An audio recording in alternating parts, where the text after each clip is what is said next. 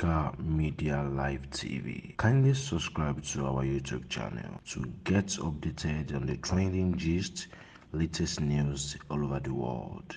Like our page, subscribe, and share with friends. Thank you.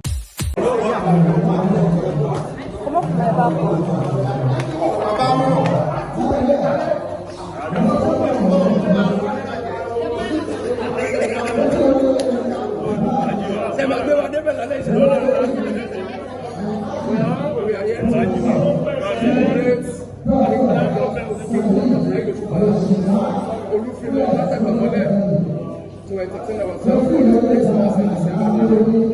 Here with me tonight is the man of the moment, King Dr. Saheed.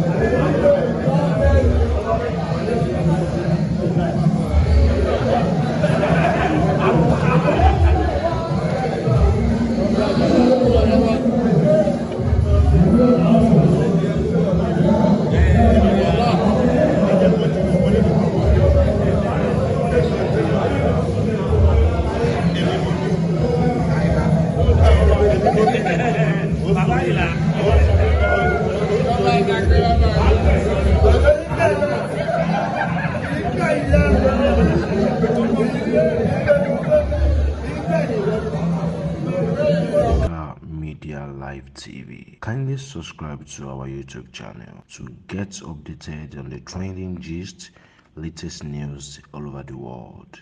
Like our page, subscribe, and share with friends. Thank you.